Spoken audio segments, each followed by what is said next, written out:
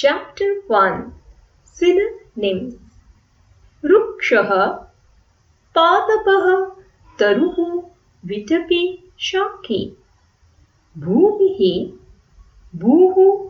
पृथिवी वसुधा वसुन्धरा राजा नृपः भूपः भूभृत् भूपतिः अधिपः धनुः चापं शरासनं नदी सरित् तटिनी निम्नगा तरङ्गिणी Antonyms स्तुतिः निन्दा सद्गुणाः दुर्गुणाः प्रसन्नाः विषण्णाः अशक्ताः शक्ताः पुरतः पृष्ठतः कृशाः स्थूलाः Chapter 2 Antonyms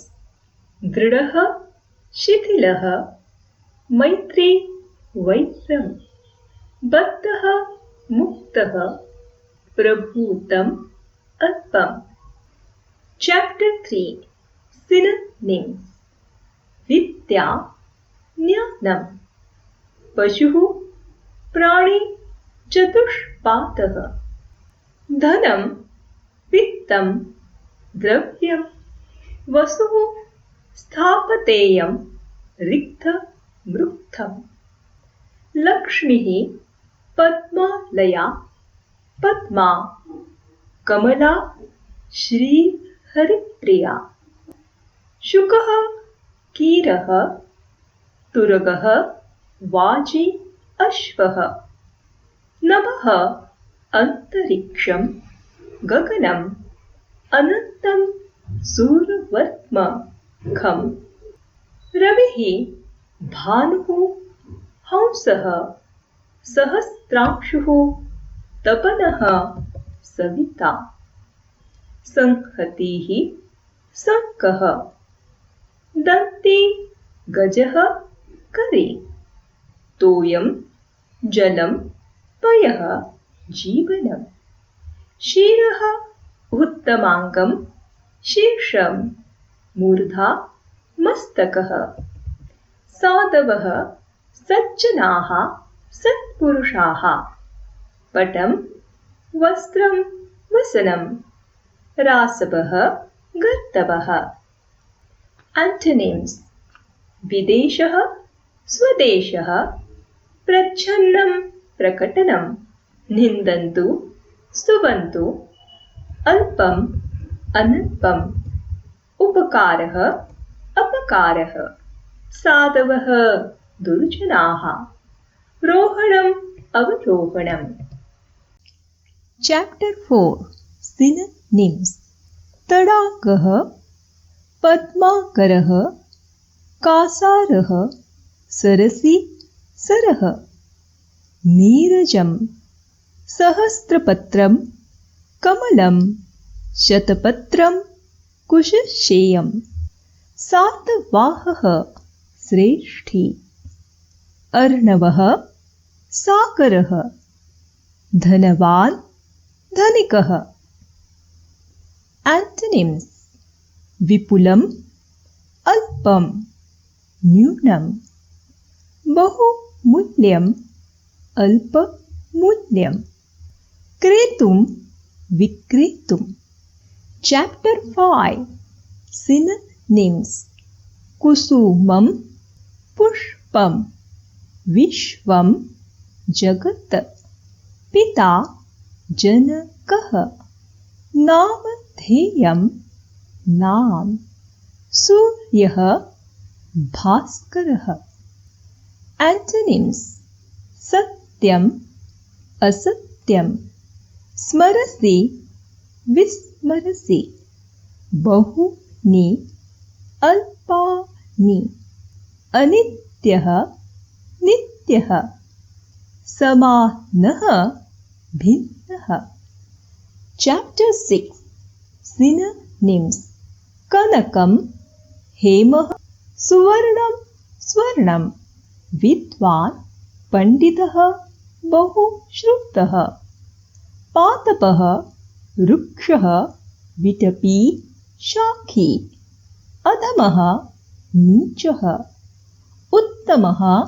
श्रेष्ठः, अवलिप्तं व्याप्तं, ध्वनिः शब्दः। एंटोनिम्स: गुणः दुर्गुणः दोषः, उत्तमः अधमः, सुकृतं दुष्कृतं, विद्वान् अज्ञः। चैप्टर 8 सिनोनिम्स: शीलं चारित्र्यं, दक्षः तत्परः, रताः मग्नाः, कालक्षेपः कालव्ययः, वार्धक्यं वृद्धत्वं, पंडितः बुधः विद्वान्। एंटोनिम्स: सद्गुणाः अवगुणाः दुर्गुणाः, उत्साहः निरुत्साहः, प्राचीना अर्वाचीना, उपकारकम् अपकारकम्। चैप्टर 9 सिनोनिम्स: मग्नः रतः, गौः धेनुः गोमाता, व्याघ्रः शार्दूलः, सैनिकः योद्धा भटः, वेदना संवेदः पीडा व्यथा, भाषणं वक्तव्यम् उक्तिः, उत्कण्ठा उत्कलिका कुतूहलः, मनुष्यः मानवः नरः, शृङ्गे विषाणे, दन्ताः रदनाः दशनाः, उत्तमाङ्गं मस्तकं शिरः। एंटोनिम्स: समाप्य आरभ्य, प्राक् अनन्तरं, विस्मृत्य स्मृत्वा, क्रीडा खेलनं खेलः। चैप्टर 12 सिनोनिम्स: दिवङ्गतः मृतः, शीघ्रं सत्वरं, चिन्तामग्ना